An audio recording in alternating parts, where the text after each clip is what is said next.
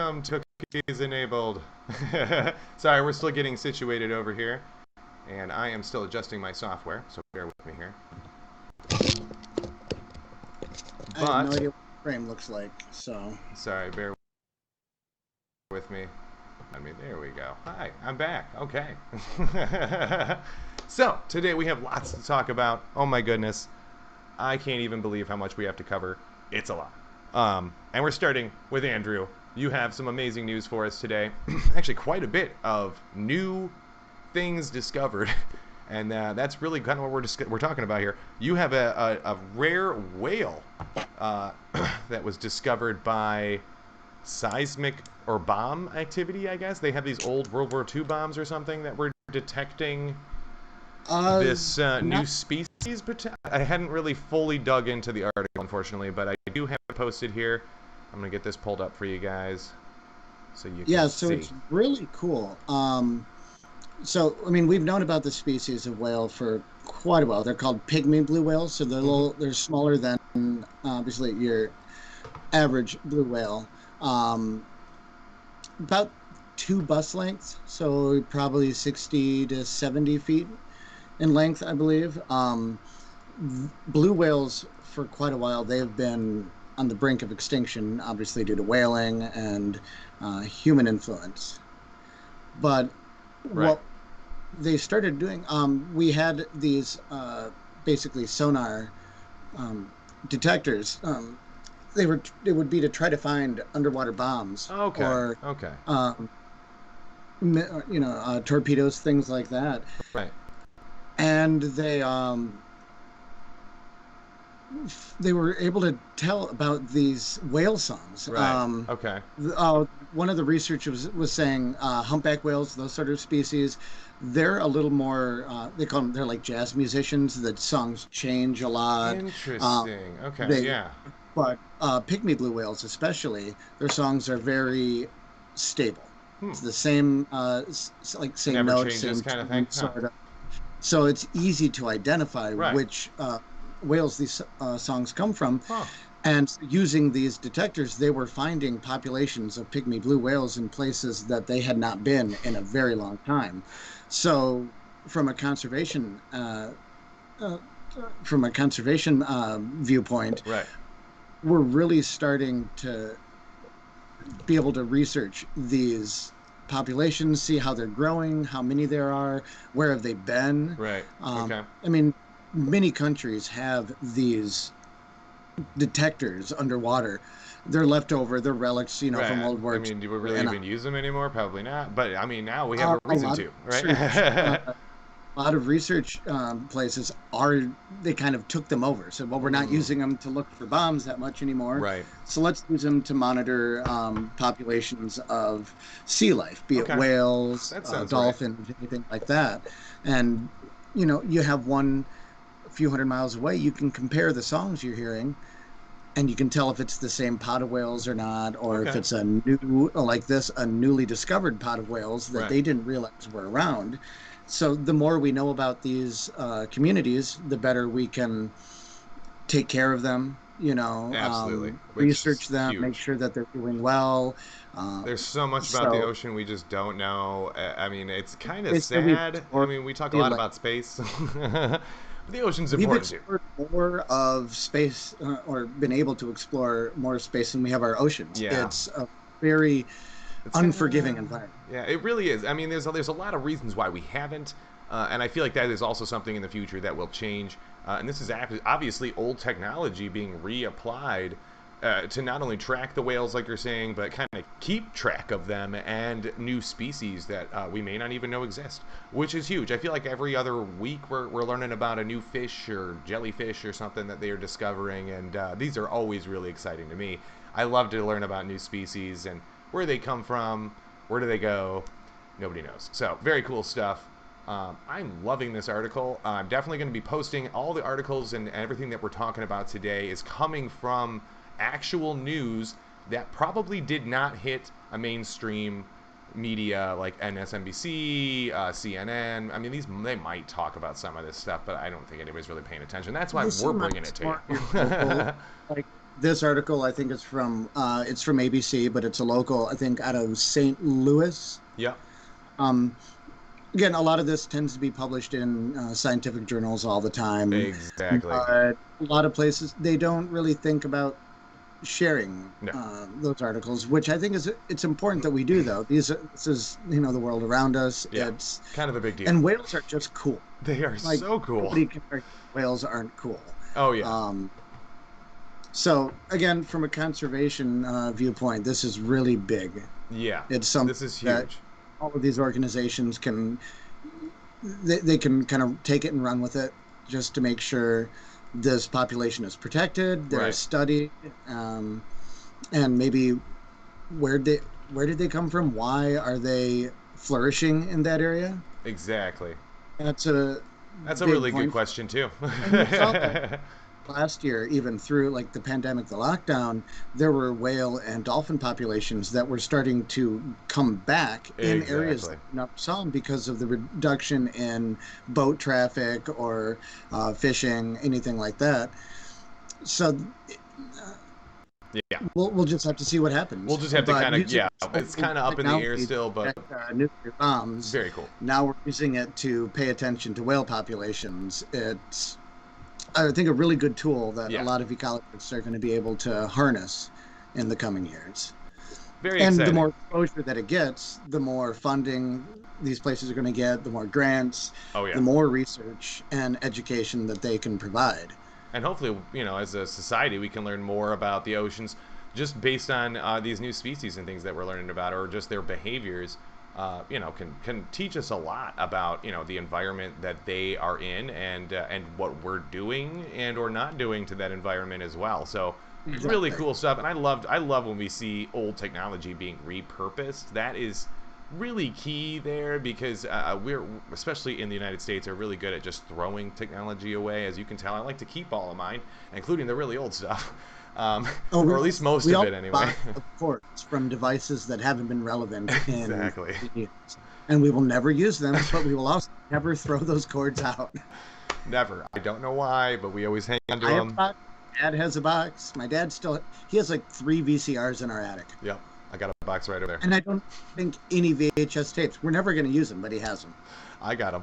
Anyway, totally different topic on new technology. We're talking about fusion reactors for our next little article here. This thing is in China. It is known as EAST, which let me pull up that. What is that acronym here? Experimental Advanced Superconducting Tokamak. That's what EAST stands for. Or HT7U is also the name of this reactor. So that's actually what you're looking at in this picture here. But this, up to just about a week ago, hadn't really made any world news at all, other than it had been turned on, was about the biggest news that we had seen so far. And until literally last week, they were finally able to reach 120 million degrees Celsius for 101 seconds. Now you're probably wondering to yourself, okay, wait a minute. Don't we need to get to like the sun's temperature? And isn't the sun like 15 million or something? So why are we trying to get to like 120 million and whatnot? That's because when you're talking fusion, the sun already has enough gravity. It's kind of doing the work for itself. So we don't have the ability to simulate gravity, unfortunately, as much as we would like. So Not to extent at all, yeah, no. not near the sun's proportions anyway. So that's where we have to actually heat the plasma up even hotter than the sun's ability to get those atoms to actually start crashing into each other. And that's really what they're doing here. And up to this point, it was all theoretical that you could even reach these temperatures and sustain them for as long as they did. And this is huge. This is a massive step in the right direction for fusion technology, that they could even sustain this for literally 101 seconds, which literally sounds like nothing. That's a big deal. That is a huge deal, and I can't wait to hear more about this. I'm definitely going to post this article. It's on Popular Mechanics. They dove in really well, and it goes into a lot of detail about other machines and other fusion reactors. This is definitely not the only one. And this is the only one that's ever been able to sustain that temperature for that length of time, though. So I will Mhm. state that. None of the other ones on the planet have been able to come close to that amount of temperature or time sustaining. So, very cool information. This is definitely the future. We're going to be seeing and hearing a lot more fusion technology or fission. This one is fusion. There is a difference, and we'll explain that in probably a main episode here in the future. But definitely cool stuff. Good job, China, I guess, for actually getting the They energy infrastructure necessary to sustain 121 million degrees.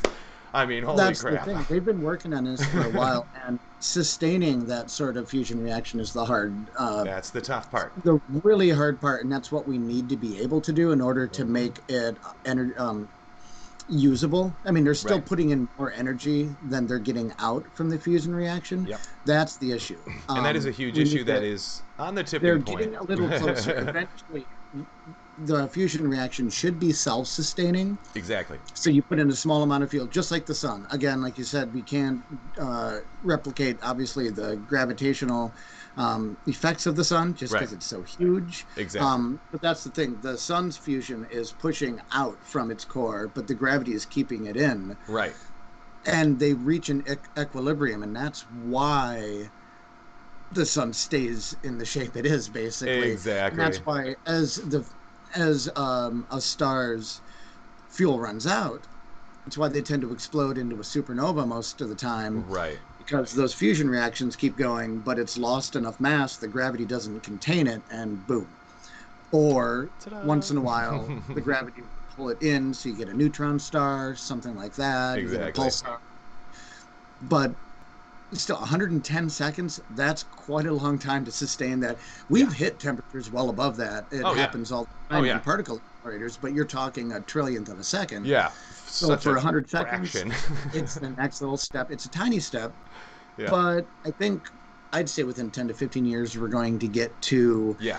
I would say we're sustainable getting real fusion close, reactions people. that are putting out more energy than they're taking in. Exactly. And I'd say in that's 5 years we'll be able to hit that curvature, especially if they're able to continue with these tests. And East was just the first, and there's other ones that are even more powerful or bigger or smaller Yeah. than East. So this is not the only one. I really think we're going to start hearing a lot more news like this. And So a definitely handful of brace yourself. fusion reactors could solve a good chunk of our Energy energy problem. needs. Yes, it They could. can put out so much energy.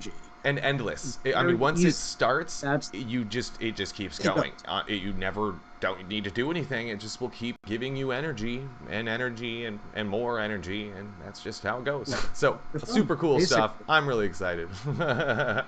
Hopefully it continues. Um, Speaking of awesome, really kind of cool but weird topics, and also semi-space topics, we're totally jumping here. You got something about the relativity, and we got a news article about that, and a picture and some videos. Yeah, I'll let you this kind of take this one away. This is a weird one. I now didn't I really get a have chance to not read this. heard about this company until recently. It's called Relativity Space. They're a pretty new space startup. I believe it was 5 or 6 years ago that they started. Okay. Kind of seems to be going on the coattails of SpaceX. I mean, I know you have Virgin Galactic, you Right. have um, Blue Origin, Yep. Jeff Bezos. Um, NASA. You know. apparently, it's another one. Huh.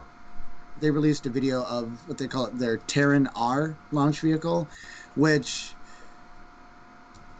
it's space. It's Starship. It's discount Starship. Discount Starship. I'm all for competition, and especially when it comes to the commercialization of space travel, of Yes. getting us into space.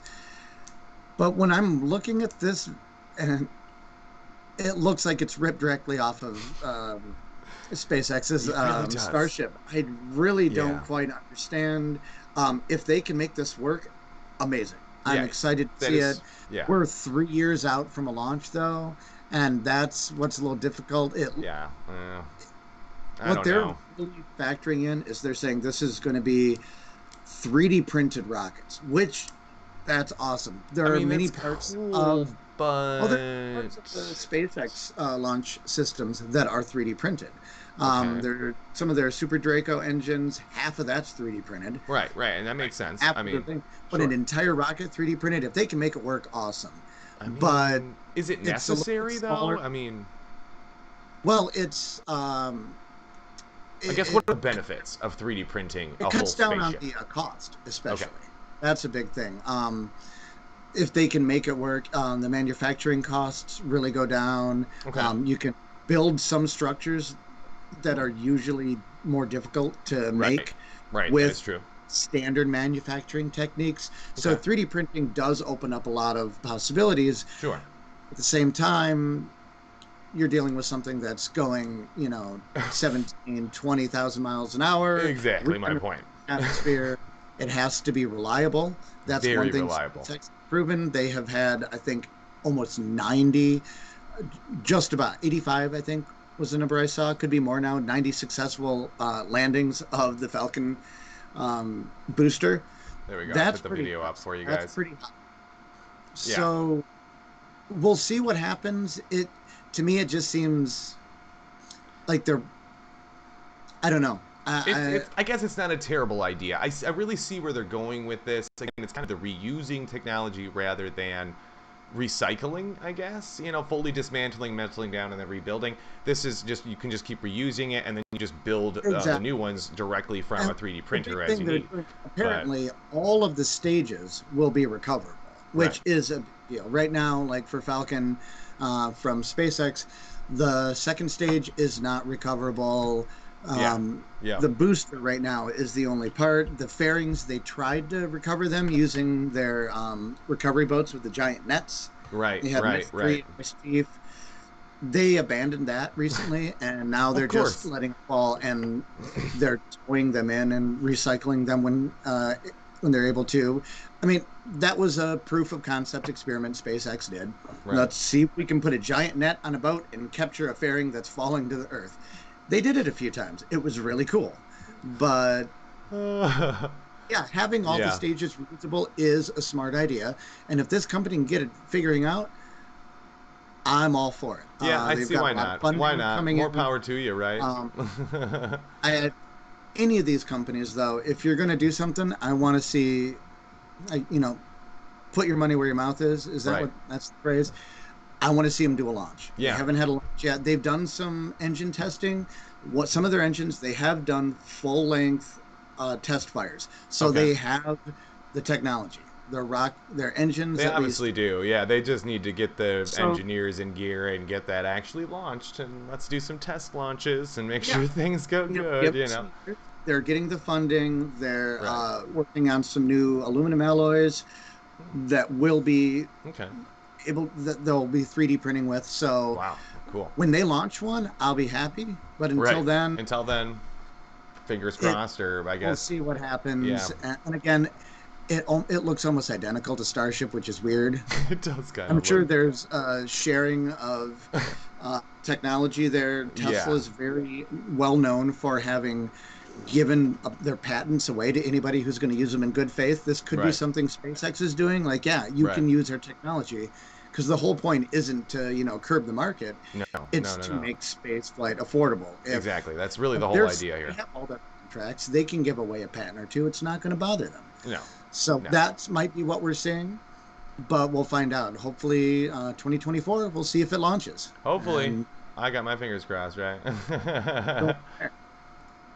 Okay, so our next topic here, let's see. Oh, new species discovered. Again, I already talked about this new whale species, or a grouping anyway, but this one is literally a dinosaur, and is possibly the largest animal to have ever roamed the planet, One which of the is largest. so cool. So cool. Uh, Let me pull this article up for us here. Uh, yeah, everybody's seen these sort of dinosaurs, Brachiosaur, oh, yeah. Apatosaur. They're all the sauropods, the ones with the really long necks, long tails. Pretty much the largest creatures ever to roam Earth. The blue whale technically is the largest. That's more Definitely. by mass, Yeah. just because it's just a giant, you know, whale. Blob. Yeah, Sorry, essentially. I mean that in the nicest way possible, Some Wales. of these Yeah. large species of dinosaur, they call them titanosaurs, just Yep, because of the Titanosaur is size. the name, which is such a cool They name. didn't weigh as much as a blue whale. They would tend to be longer. I think one of the longest Argentinosaurs was thought to be anywhere from 120, maybe up to 160 feet long.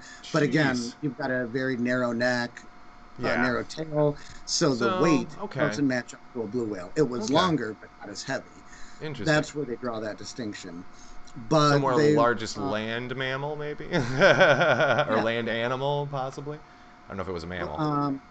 yeah, the largest ever found is the Patagotitan, I think, Hmm. from Patagonia, Patagotitan majorum, discovered in 2012 in Patagonia, Argentina. Average 122 feet long, Wow. 20 high at the shoulder. That's a big animal. That's massive. Like, This one was just, it's a different species, and it was just confirmed for its size based on the fossils they found and how we've reconstructed them over the years. They only found right. partial fossils. Like, you don't usually find many full skeletons of an animal this big. It's true. You just don't. But that is But really yeah, this cool. one is apparently anywhere from 82 to 98 feet, which is, Jiminy crickets. yeah, they found the shoulder blades, limb, and pelvic bones first, and then a few other fossils later on. So that's not much to Jiminy go crickets. on when you're figuring out how big the animal was, Right. but that's part of what paleontology does. They look at other existing animals, other existing fossils, and you can kind of infer from the shape how big it would have been based on, you know, bone shape, Right. how much weight it might have supported, how Absolutely. many vertebrae in the neck they think they had, which tends to be similar from species to species. So you can assume if we find a larger, femur to a different Right. species, it's And I mean, the probably going femur of to this thing would have have been the size of like a a, bus. yeah, I mean, yeah, it's going to have a neck that's probably very similar to one of the other sauropods, so we can exactly. guess at its side. A lot of paleontology is guesswork based on Yeah. what we know. That's science in general, but for the most part, they get a lot of it right. Yeah. I mean, I can't imagine you'd get this very wrong. I mean, these bones are Well, we so did when we used massive. to I think mean, that T Rex dragged its tail and stood upright, but right. Yeah. Yeah. Who knows? Who knows, right? that we know for sure didn't happen anymore. Right. Half in part thanks to Jurassic Park, Yeah. actually. Some Thank of you. their modeling for the 3D uh, dinosaurs helped out with the field of Right. paleontology and realizing the link to birds and how they moved. Yep. And now we know a lot of them had feathers. Yes, we do know that It's now. Yeah. an ever evolving area of research, and it basically depends on what we dig out of the earth and what we can figure out from them. So Exactly. this is a pretty cool discovery. It'll be interesting to see what they find from that after this, or if they, now that they know there's this region where they existed, we can start searching for more fossil beds, maybe Right. find some more complete skeletons, learn even Hopefully. more. Every little discovery adds a little bit to the knowledge. So, Fingers crossed. And I know they will keep digging and keep finding amazing new animals. And I'm really excited to see where that goes in the future. But so cool. I love dinosaurs. And I definitely hope we get a little discussion on that one. I'm sure we'll hear more in the future here. So, not too surprised. Now, I have one little thing here, and then we got two other topics left. But it looks like the ultra high density hard drive is something I did find the other day. And this is kind of, I mean, we already have ultra high density, TVs, OLED, and all this other fun stuff. But really, this is not. Again, it's taking old technology and kind of finding a way to reapply it. It's not going to convert every existing hard drive into an ultra high definition. You do actually need to get a new hard drive. So that is kind of the downside here. It's not like a software upgrade and poof, you just got 4 times as much space. Really, what this is going to do is that any hard drive here on out, all they have to do is coat this particular, the disks that are inside the hard drives with this special graphene layer, and then this will allow them to read and write even smaller and stacked layers on top of the disk. So this allows them to almost quadruple each disk space inside. So if you have a 1 terabit drive, you can make it a 4 terabit drive. If you have a 4 terabit, it's a 12, and so on and so forth. You can pretty much just time everything by 4, and that's essentially what's going on here. It depends on the density, sizes, speeds you're looking at as well too. All of that makes a difference for this particular hard drive and really every hard drive. But this is great for really servers and companies that have huge data centers that just need to save just ridiculous amounts of data, like Google, Apple, Microsoft. They all have them. Sony, every computer brand that you can think of has their own cloud-based service running a bunch of these disks just stacked up in these bays, running, and they suck up a ton of energy. Now we are finding ways to make that more space and use less energy to continue to do this. This article is pretty short. It's really cool, but it really just gets into the nitty-gritties of hard drives from like the 1950s all the way to now, and how they've changed, how they've so it's a little lengthy. That's why I'm just kind of jumping through it here. If you want to jump in and read it, I'm going to post it in the comments for you guys here. This was posted on physics.org or phys.org, phys.org, and that is where I got that article. It's really cool, really intriguing. I think you guys hopefully will be excited to get some bigger hard drives that use less energy and are a little faster too. So that's even really cool. My question is, why,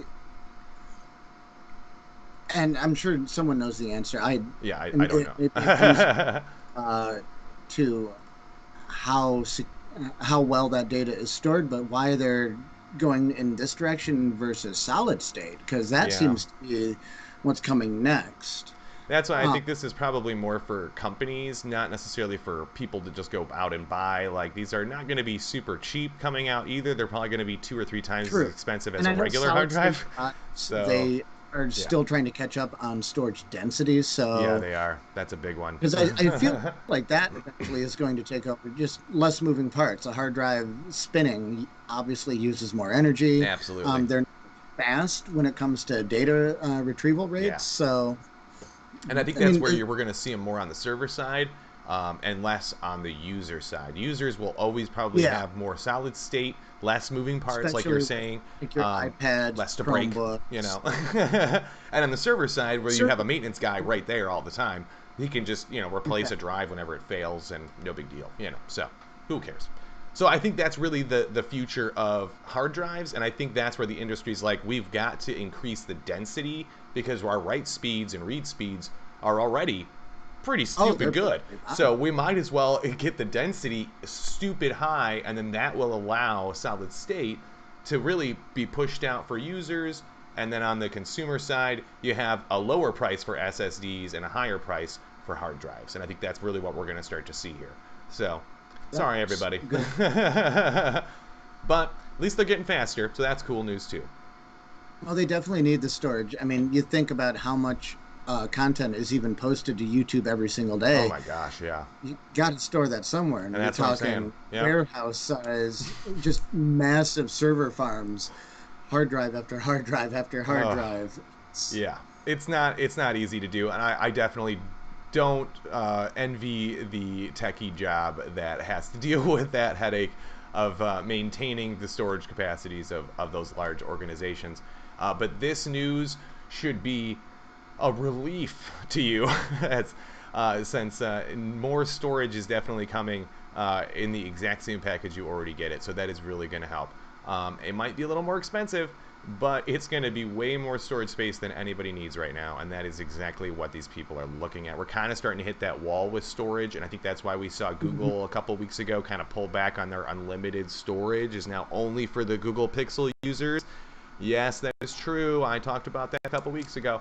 So definitely want to check into that. And this is exactly that wall of storage that we're finally starting to hit. I knew we were going to get there. It was a little sooner than I thought, though. Unfortunately, I think COVID had a lot to do with us hitting that wall faster, because everybody was just sitting at home uploading stuff. And I think that's really what killed our storage. So not a big deal, not to fret everyone.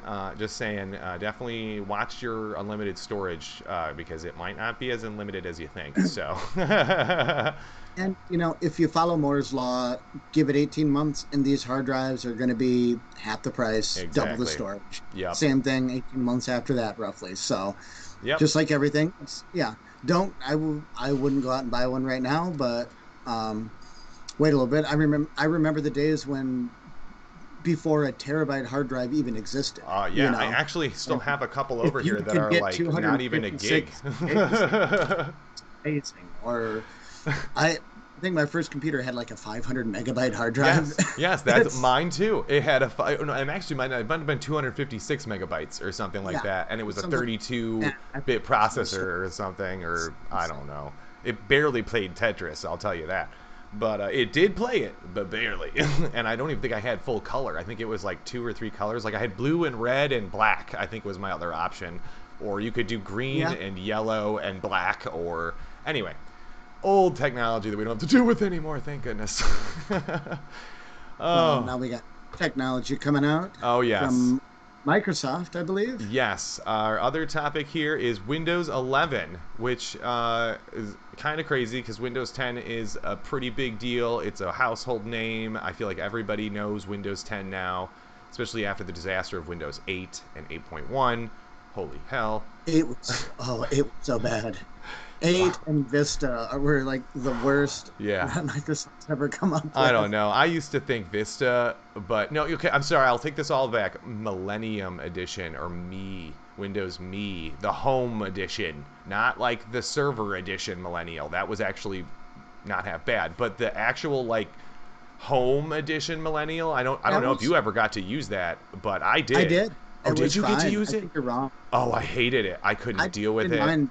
I'd I didn't rather mind I'd rather use 11 Vista. as I'd rather use Vista day in and Oh, day out. Vista Anyway. was Vista was inherently just horrible. It actually runs Never perfectly on the should have machine had right it. next to me, believe it or not. But Say what? this one runs Windows Vista perfectly, surprisingly. It's because it's a Phenom 2 processor. It's old technology, so it's made to run Windows Vista.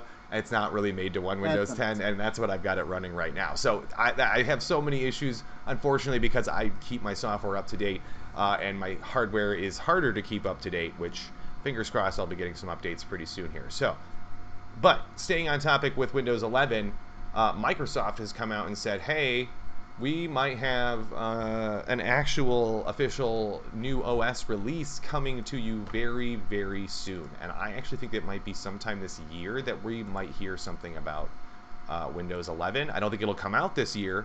I think they will beta test it probably in the public this year in the fall, most likely with I the insider so. preview bundle. Most likely, you'd be given an option to try and upgrade to Windows 11 and test it out. That's actually more of like a late alpha stage software, so I Well, definitely they don't did recommend that. it. You I know. think with 10, like you could Yes. say, you could have like a beta program. Yep. Apple's done that. Yep. Apple does that all Um, the time. Yep. Yep. That's nothing new. we've got an event, a Microsoft event on June 24th, though, so that's probably when we're going to learn Oh. exactly what this is. Oh yes. Uh, So it excited. looks like nobody knows anything about it really Yeah. yet. We don't know They anything yet. think the visual changes are going to be big. I I think they'll guess be Microsoft is subtle working but on big, something if that called makes any Windows sense. 10X, Yeah. which was a slimmed down version to compete with like iOS or Chrome OS, Yep. and they never really did that. Here, I'll show you Um, guys the little. I pulled the notification center picture off of the website. So this is what technically the new notification center will look like, and the notification area. So when you click in Windows 10, you already have this down by your clock. It's like a little chat bubble you can click on, and that pops up your notification center and a bunch of settings and stuff. I liked it, and I really wish they'd update it. And this is exactly what I've been waiting for. It's a little more Android looking, but it's so clean and fresh at the same time. It reminds me a lot of Google, and kind of how it's exactly what you need to find, and in simple places, simple outlines, elegant round corners instead of jagged, squared corners. Everything is going to this rounded edge look. Um, and I think this is exactly what we should really be getting used to, is that Windows is transitioning more away from the desktop and more towards a more host friendly, I can do it all kind of thing, where I'm Android and I'm Apple and I'm the cloud and I'm your desktop all at exactly. once. And I think that's You're literally what Windows describing 11 is going to be. you're describing this notification center while I'm looking at the one on my Mac that's been that way for a while with the Forever, round right? corners. I'm like, good job, Microsoft. You finally caught up. You finally caught up to Apple's notification center. I will definitely give you that. Yes. Yes, Mac has I'm a had Mac guy. I'm notification always centers that have been gonna be. elegant and worked flawlessly pretty much since like 10 years ago, I want to say, is when they started doing like widgets and things, and you could hit, I think it was Apple, or it was Command Apple to get to like the splash screen of your widgets and stuff. I can't remember. It was a Command Q or something. Not Command Yep. Q. Don't do Command Q. No, Um, no, that'll quit. that'll quit whatever Get you're that right doing. now. Your Chrome is you're gonna have to log back in. So don't Yeah, do that. don't do that. But yeah, anyway, Windows is again trying to become something that you already know, and take what you're used to with the desktop and what you're used to with your phone and trying to smush it into one. They kind of have tried this in the past and have massively, horribly failed at it, mainly because they didn't have proper hardware or the correct software engineers really coding for the hardware, and so it just kind of didn't work right for anybody. And I'm talking like Palm Pilot days where they actually had Yeah, Windows I compressed down remember into those Palm days. Pilots and stuff. Terrible. This is a way more vivid and smooth appearance, I think, for Windows. And I've only seen just the notification center, and I'm already like, I want this. Like, I want this stability in my life. And I think Windows 10 has gotten at least to its third service pack, I want to say. I So, I believe mean, so. we're really getting to the point of its end life here. If you have to patch three major patches just to get to current, then you really need a new operating system. That's a lot of patches. I mean, Now we'll that was my we'll have to explain favorite that in an episode. Windows release. The what? The best one they ever had was Windows XP Service Pack 3. Yes, yes, That wholeheartedly, yes. personally, that was the most stable, best version of Windows they ever had. Well, I don't know. I had some For issues installing it. 2000 I was had some solid, issues 98 was installing it, solid. but Uh, that was more trouble 7 with the was okay. times and SATA drives and driver issues, and that really had nothing to do with Windows. It was just that again, XP outlived itself, so those service packs It were definitely really did. updating its time in space, essentially. Yeah, if that But makes sense. Pack 3 really solidified everything. Yeah. You had a lot more glitches before that. Oh Service my Pack 3 goodness, was yeah. perfect, I think. Yeah. I And it still miss lasted for a XP. while. It wasn't, I mean, they kept support for XP going for, I think, up until a few years ago, even, which Yeah, is yeah, very and long time for that. What came out, 2001, 2002? yeah. Because it was shortly after Windows 2000. It was Mm-hmm. similar Yeah, in its understructure, and it lasted for quite a while. yeah, And I liked the look. It was, that nice, clean look before they had the weird bubbly glass yeah. look of Vista, which Vista, yeah. Which is actually looked nice. Yeah, it still Kind kind of got of away hangs from around. the I great don't mind the glass see-through look at all. I actually prefer that over just the boxy box on top of box, windows on top of windows look. I'm tired of that because that just reminds me of Windows XP and 20-year-old or 30-year-old technology that I don't use anymore. But you can convert all of your Windows 10, and I'm sure I actually would be surprised if Windows 11 doesn't come out with like at least like 10 different themes, and I can guarantee a Windows XP theme is going to be in there. Guaranteed. They almost always do. I would like to Windows see 10 that. has one Uh, actually, but it doesn't work very well. You kind of have to go that through and old school customize it a little more. rolling meadow Yep. wallpaper is the standard. Yep. We'll have to find it. There's a video of the guy who took that photo, Yes, I have seen that. and I believe what the weird thing about that, well, interesting thing about that, no editing. Yeah, That was that is the correct. That's original the photo he original took. Like photo. he'd Yeah. been going around and he saw No this and he Photoshop. took a photo and they used it. They Yep. didn't have to color correct Well, it. they didn't have the They time. didn't have to adjust it. I believe that was what Yeah, he said. the story was You like can they go and didn't see they, the that he photos. knew that was the hill that he wanted, and that was going to be Yep. like the iconic picture, so they wouldn't let them post any other picture. And it was like days before XP came out, he got that shot and got it uploaded into their system, and then they printed it on millions of discs, and And everybody installed everybody it. knows Everybody one knows of that those hill now. iconic images that anybody born in the 90s will remember. Yes, absolutely. I can Before, what did we distinctly have see it. before that? The standard was just a blue background, I think, for 98. There, Yeah, it always you had could like a change the Windows wallpaper, logo in the obviously. background and Yeah, something but the fancy. the And that was it. standard wallpaper was just blank. Yeah, yeah, it wasn't anything fun, but no, Windows 11 is definitely. I don't think that's going to be the name either. I think they might try to stick with the Windows 10 name, like Windows I think it'll be 11. 10X, or Just you think looking they're just at, going to go straight to 11? I mean, they well, kind of need to. when They you need look to at the dump the marketing 10, image, but that's what a lot of people think yes, because the marketing image shows the Windows logo, but the light spilling onto the floor through that window, it says 11. they purposefully left out the horizontal bar so Yeah. it looks like two ones. They've got to be going for 11. That's the only thing I can think. And I gotta say, you've got to be right there because I really don't. I cannot explain any other way as to why it would be set up like that. I mean, that is exactly what they always do. They always have those little hints and things, and I know they've been Well, planning this for a while. This has yeah, got to be they the jumped from final 8 to Windows that 10. will combine everything together too. So you'll be able to install Windows 11 on your phone and on your tablet and on your computer, and then it'll just work. And I think that's what's going Well, to probably happen, not your but phone, 'cause we'll see. nobody has a Windows phone anymore. Those No, things kind of went no. defunct years No, but I ago. think they will have like their Windows suite. Like you can install Word on your phone, and that Oh, will sync most with your definitely. computer, and so on and so forth. And it already does that. Mine already does all of that stuff. I mean, if you have like the OneDrive cloud, which is Microsoft's cloud base, yes, you can access your computer from pretty much anywhere on the planet as long as you have an internet connection. You can get there. So it's pretty cool. This is not new technology. They have literally been doing this since XP.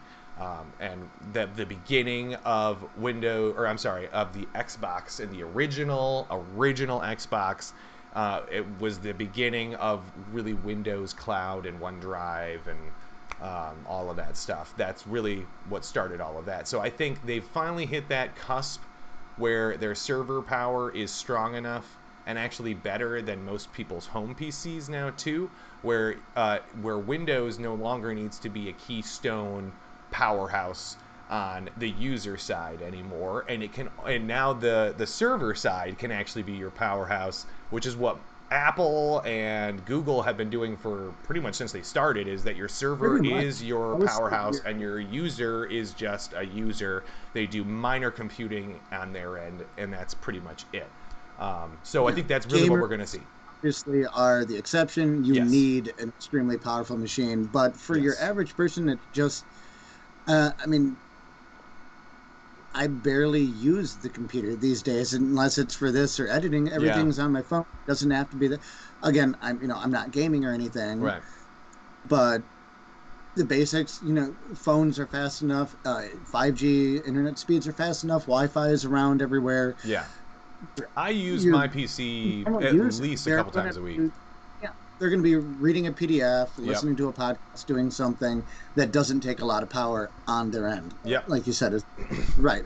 Obviously, Windows will be built to run on these super fast machines Yeah. very well, and we'll probably get a new Office suite coming out. Yeah. So, um, you know, some upgrades in the back end of the operating system. But yeah, a lot of more interconnectivity between the cloud. Um, I think so too. you're, you know, I think this is going to be a huge you step in the see right direction for Windows. And I think we'll see more connection with the Android and the iOS connection there. I mean, they've always tried to have a good connection there, but and they've been working on it. You can actually get emulators for Windows 10 that will play like all kinds of apps from your iPhone or from an Android device just fine. So I think this Mhm. is something they've been trying to work on, and I think this is also something we're going to see in Windows 11, where you might be able to install apps directly to your desktop and play Candy Crush or something if you really wanted to. And especially if it's like a yoga tablet device or something where you want to work on your, study a paper or something, you can do that too. And then you want to go play some Candy Crush, just flip the screen around, click Candy Crush, poof, you're doing that Well, too. if it's I mean, like you can already the do that, but Microsoft, you know, they have their Surface right? tablets, Yes, so and those are actually pretty cool. having sort of what Apple's been doing with iOS versus OS X, Yeah. making it more of a seamless experience between a tablet versus a full-on system. Right. Microsoft is working on. They've gotten better. They have, 10 was but it's really still good a at whiz bridging from that gap perfect. between touch devices Right. and traditional computers with a mouse and keyboard. This will probably take that to a new level now that tablet technology has greatly increased. A lot of your laptops Huge. have touch screens already. Yep. So I think we're going to see a lot of just more capabilities, just streamlined user experience. Yep, I agree completely.